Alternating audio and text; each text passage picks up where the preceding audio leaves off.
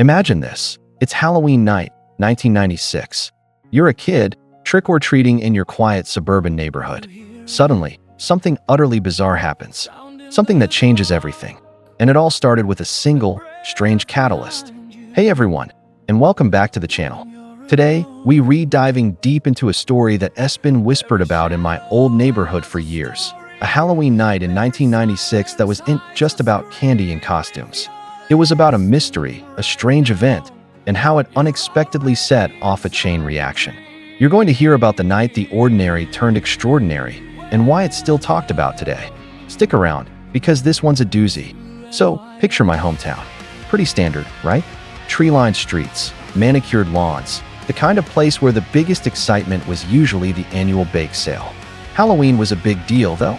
We'd spend weeks planning costumes, comparing candy hauls, and daring each other to walk past the creepy old house on Elm Street. It was pure, innocent fun. Now, 1996. This was before everyone had a cell phone, before the internet was everywhere. Information traveled by word of mouth, by the local news, or, in our case, by the neighborhood grapevine. And that grapevine was about to get a serious workout. The night started like any other Halloween. We were out, loaded up with pillowcases, hitting all the usual spots. The air was crisp, the jack-o'-lanterns were glowing, and the excitement was palpable. We were maybe an hour into our candy mission, probably around 7 p.m., when things started to get weird. We were on Maple Avenue, a street known for its elaborate decorations. Suddenly, all the porch lights on the entire block, and I mean every single one, flickered off simultaneously. Not like a blown fuse. They just went out.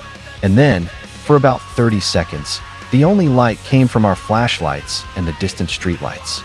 It was dead silent. No dogs barking, no TVs audible, nothing. Just darkness and a weird, low hum that seemed to come from nowhere and everywhere at once. And then, just as suddenly, all the lights flickered back on. Like nothing had happened. We all just looked at each other, confused. Was it a power surge? A prank? We didn't know. But that wasn't the end of it. A few minutes later, as we were walking towards Oak Street, we saw it. A single, bright, pulsating light hovered silently above the tallest oak tree in the neighborhood. It wasn't a plane, wasn't a helicopter. It was just there, glowing. And it stayed there for a good minute before shooting straight up into the sky and vanishing. Poof, gone. Now, remember, this is 1996. No one's filming this on their phone. We were just a bunch of kids, spooked and buzzing. We ran home, babbling about what we saw. And guess what? We weren't the only ones. Turns out, almost everyone on Maple Avenue and the surrounding blocks experienced the lights going out. And many others reported seeing something in the sky. The neighborhood was abuzz. People were out on their porches, talking, trying to figure it out. It was the talk of the town for weeks. But here's where it gets really strange. That power outage and the mysterious light, it became the catalyst for something else entirely.